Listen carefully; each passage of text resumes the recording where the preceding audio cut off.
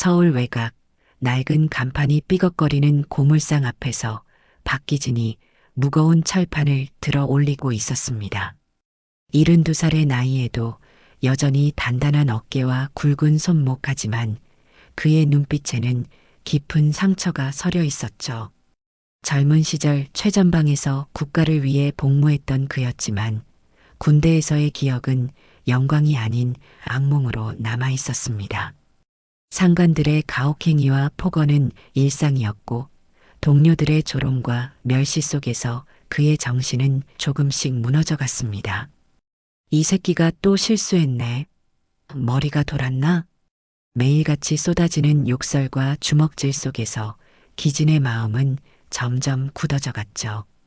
외상 후 스트레스 장애와 뇌 손상까지 겹쳐 전역한 후에도 제대로 된 치료 한 번 받지 못했습니다. 나라를 지킨 대가가 이런 것인지 그는 스스로에게 묻곤 했죠.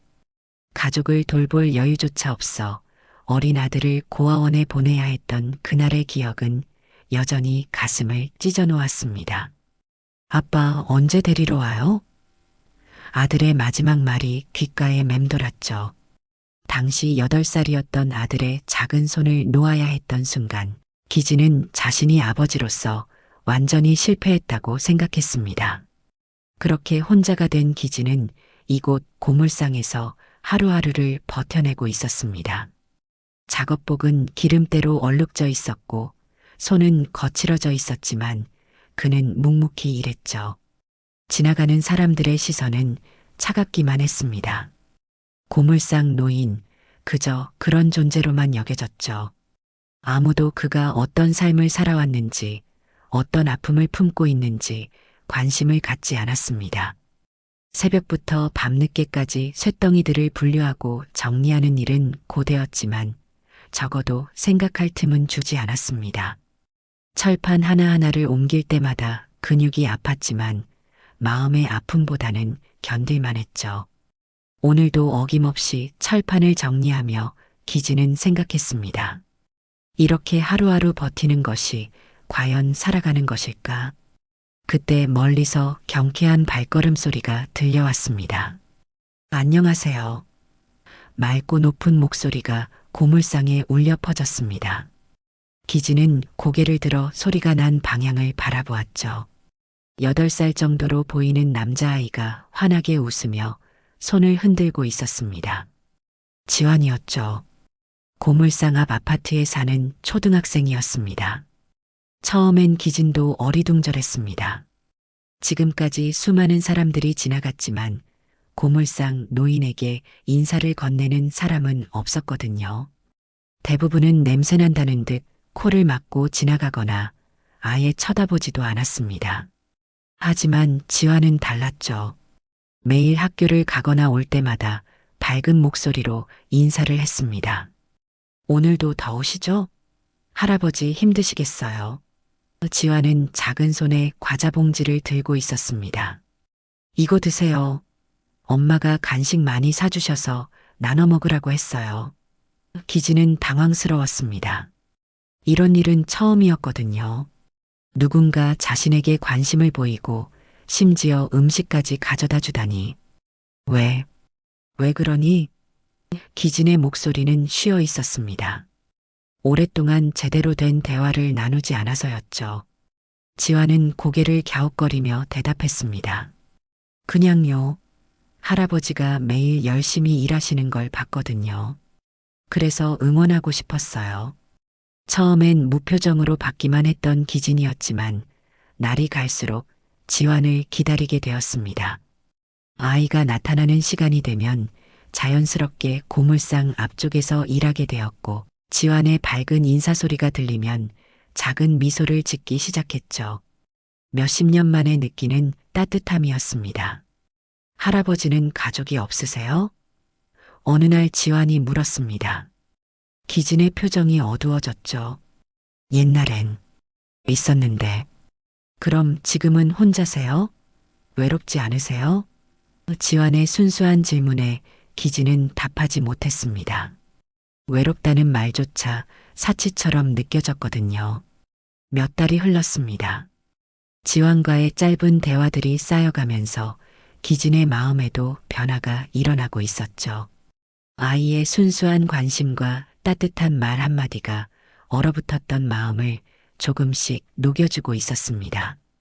기진은 점점 지환을 자신의 아들처럼 생각하게 되었죠. 그러던 어느 날 기진은 결심했습니다. 몇 달간 모은 돈으로 지환에게 선물을 사주기로 했죠. 고물상 일로 벌어들이는 돈은 많지 않았지만 그는 자신의 식비를 줄여가며 조금씩 돈을 모았습니다. 밥을 굶는 날도 있었지만 지환의 웃는 얼굴을 떠올리면 견딜만 했죠. 기진은 직접 바느질을 배워 작은 곰인형을 만들었습니다. 서투른 손놀림이었지만 밤늦게까지 정성을 들여 한 땀 한 땀 꿰맸죠. 알록달록한 연필 세트도 함께 준비했습니다. 문구점 아저씨가 손자 선물이냐고 물었을 때 기진은 그냥 미소만 지었습니다. 지환아, 이거 너 생각나서 샀다. 기진이 어색하게 선물을 내밀었습니다. 고맙다, 맨날 인사해줘서. 지환의 눈이 동그랗게 커졌죠. 진짜요? 저한테 주는 거예요? 아이는 선물을 받아들고는 펄쩍펄쩍 뛰었습니다. 할아버지 짱이에요. 세상에서 제일 멋진 할아버지예요. 그 순간 기진의 눈가에 뜨거운 것이 흘렀습니다. 몇십 년 만에 흘리는 눈물이었죠. 행복의 눈물이었습니다. 내 아들도 너 또래였는데. 기진은 중얼거렸습니다. 지환은 기진의 큰 손을 잡았습니다. 할아버지도 제 할아버지가 되어주세요. 저 할아버지 없거든요. 그날 밤 기진은 오랜만에 편안한 잠에 들었습니다. 가슴 한구석에서 따뜻한 무언가가 피어오르고 있었죠. 살아야 할 이유를 찾은 것 같았습니다. 누군가 자신을 기다리고 자신에게 웃어주는 사람이 있다는 것만으로도 세상이 다르게 보였습니다. 지환은 받은 선물들을 소중히 안고 집으로 달려갔습니다. 거실에서 신문을 보고 있던 아버지 강도윤과 차를 마시고 있던 어머니 장은주에게 자랑스럽게 보여주었죠. 엄마, 아빠, 이거 봐요. 고물상 할아버지가 사주신 거예요. 도윤은 신문에서 눈을 떼고 아들을 바라보았습니다.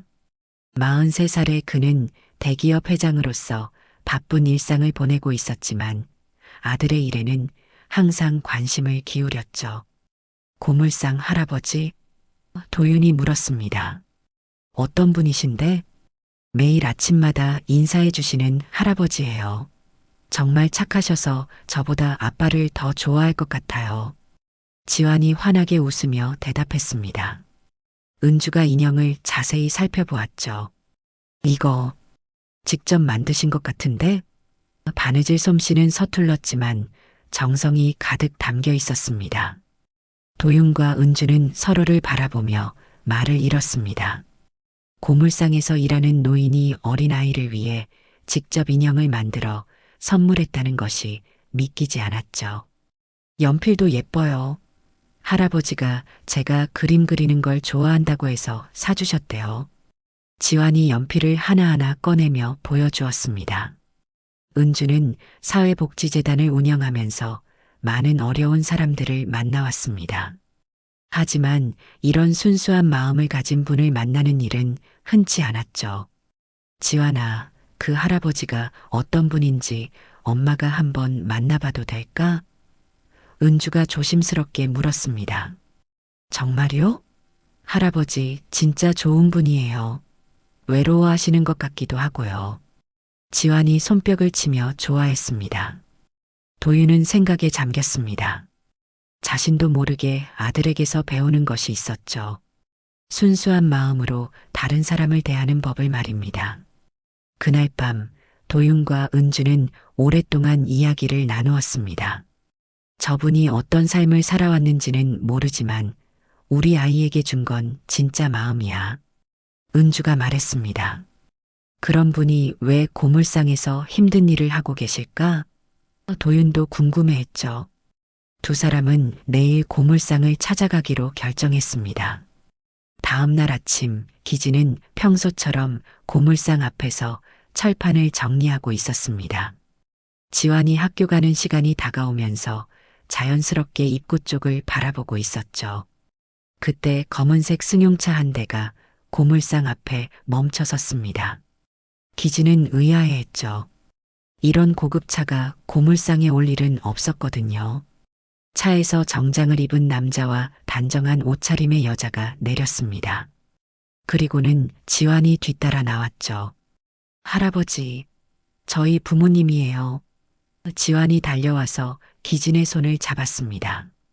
기진은 당황했습니다. 자신의 더러운 작업복과 기름때 묻은 손이 부끄러웠죠. 도윤이 깊게 고개를 숙였습니다. 안녕하십니까?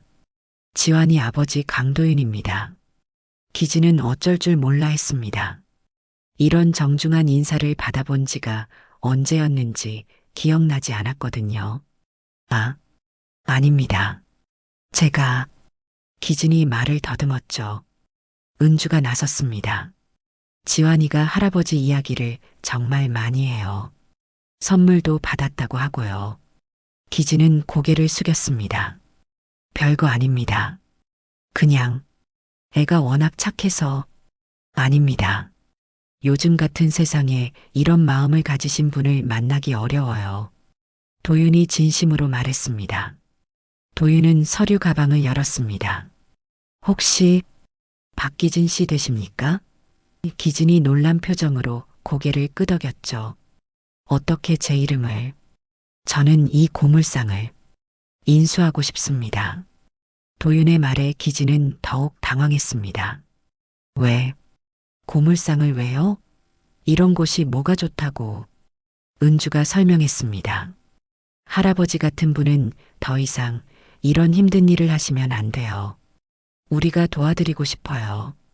기진의 눈에 눈물이 고였습니다. 저는 그럴 자격이 없습니다. 제가 뭘 했다고? 지환이에게 사랑을 주셨잖아요. 그것만으로도 충분해요. 도윤이 단호하게 말했습니다. 기진은 믿을 수 없었습니다. 누군가 자신을 도와주겠다고 나서다니. 지금까지 혼자 버텨왔는데 이제 누군가 함께 해주겠다고 하는 것이 꿈만 같았죠. 그날 이후 고물상은 완전히 달라졌습니다. 겉모습은 여전히 고물상이었지만 내부는 도윤과 은주의 세심한 배려로 새롭게 단장되었죠. 기진 전용 컨테이너 사무실이 마련되었고 작은 식당과 냉난방 시설, 휴게 공간까지 생겼습니다. 기진은 매일 아침 꿈을 꾸는 것 같았습니다.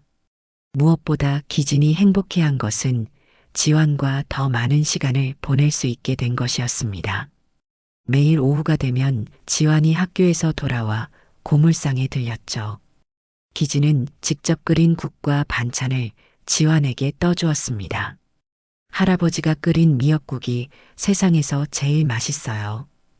지환이 숟가락을 든 채 웃었습니다. 기진의 요리 솜씨는 뛰어나지 않았지만 정성만큼은 남달랐습니다. 새벽 일찍 일어나서 국을 끓이고 김치를 담그고 밑반찬을 준비했죠. 지환이 좋아할 만한 메뉴를 고민하는 시간이 기진에게는 가장 즐거운 순간이었습니다. 소문이 나면서 동네의 어려운 이웃들도 하나둘씩 찾아오기 시작했습니다. 노숙자 할아버지, 혼자 사는 할머니, 일용직으로 하루하루 버티는 아저씨들까지. 기진은 누구든 거절하지 않았죠. 많이 드세요. 부족하면 더 끓일게요. 기진의 얼굴에는 항상 미소가 있었습니다. 도윤과 은주도 가끔 들렸습니다. 바쁜 일정 중에도 시간을 내어 기진과 차를 마시며 이야기를 나누었죠. 할아버지 덕분에 지환이가 많이 달라졌어요. 더 따뜻한 아이가 되었어요. 은주가 말했습니다. 제가 더 많이 배우고 있습니다. 기진이 고개를 숙였습니다. 어느 날 저녁 지환이 숙제를 하고 있을 때 물었습니다. 할아버지, 정말 행복하세요? 기진은 지환의 머리를 쓰다듬었습니다. 그래, 할아버지는 지금 정말 행복하다. 오랜만에 하는 진심 어린 고백이었죠. 고물상에는 매일 따뜻한 밤 냄새와 웃음소리가 가득했습니다. 어느 평범한 오후 기진은 고물상 앞에 놓인 작은 봉투를 발견했습니다. 특별한 표시도 없고 보낸 사람의 이름도 적혀 있지 않았죠. 기진은 조심스럽게 봉투를 열어보았습니다. 안에는 정성스럽게 쓰인 편지 한 장이 들어 있었습니다. 아버지, 저입니다. 지환이라는 이름으로 살고 있던 아들입니다. 첫 줄을 읽는 순간 기진의 손이 떨렸습니다. 몇십 년 동안 기다려왔던 편지였죠. 아버지를 원망한 적은 단 한 번도 없었습니다. 어린 마음에도 아버지가 저를 고아원에 보낸 이유를 알고 있었어요. 기진은 편지를 읽으며 눈물을 참을 수 없었습니다.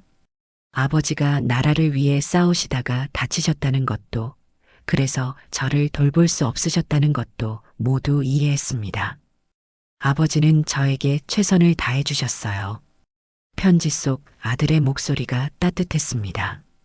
이제야 말할 수 있어요. 저도 누군가의 아빠가 되었습니다.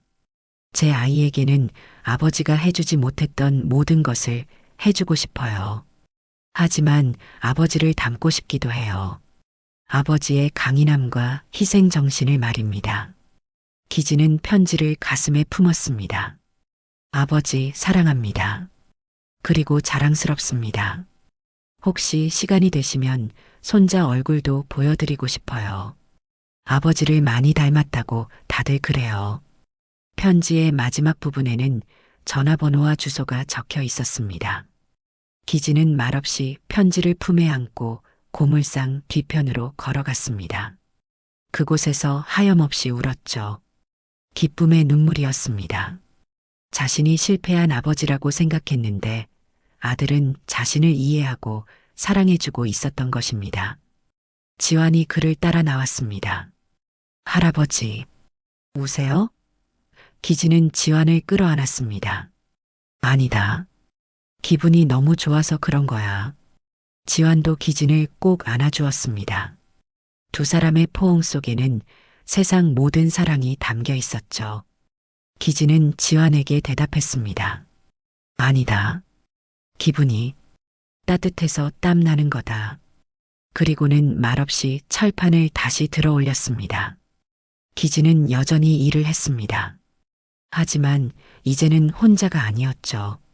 그의 곁에는 지환이 있었고 동네 주민들이 있었고 새로 만들어진 가족이 함께 있었습니다.